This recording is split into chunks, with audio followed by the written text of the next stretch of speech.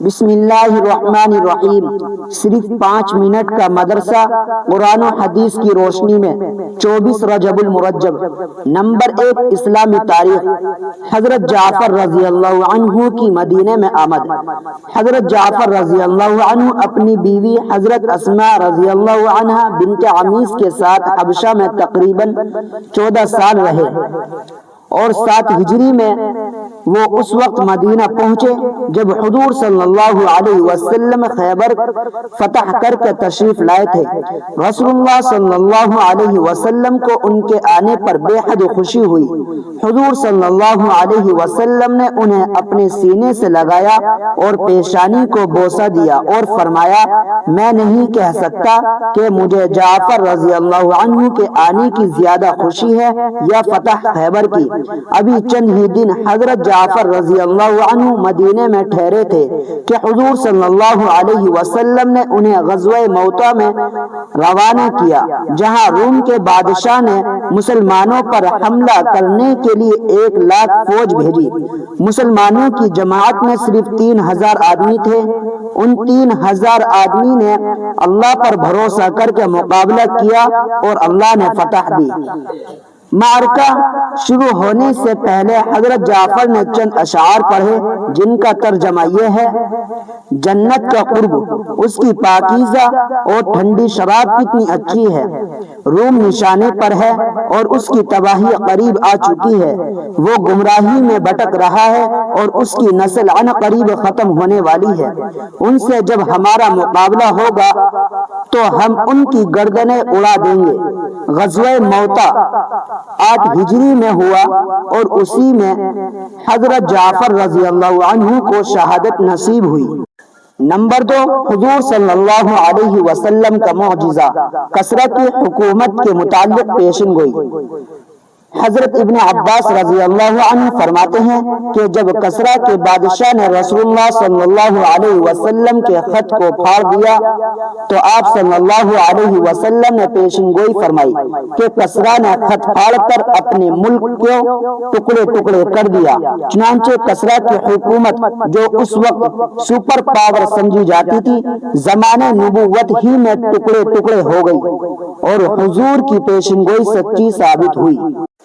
Number 3، ایک فرض کے بارے میں، غسل کے لیے تیمم کرنا۔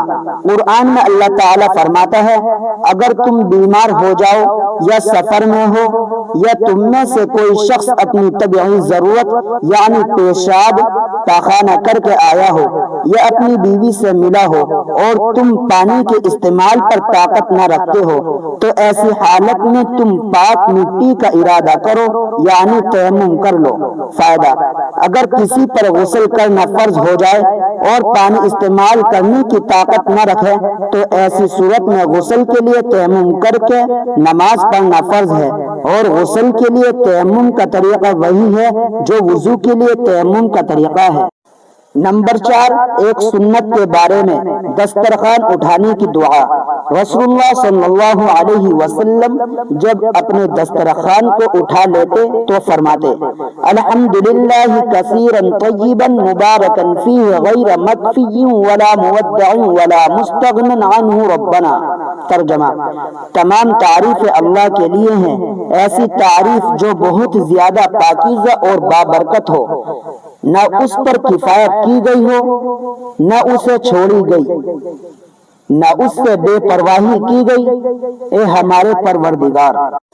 نمبر 5، ایک اہم عمل کی فضیلت، بیٹی و بہن کے ساتھ بھلائی کرنے والا۔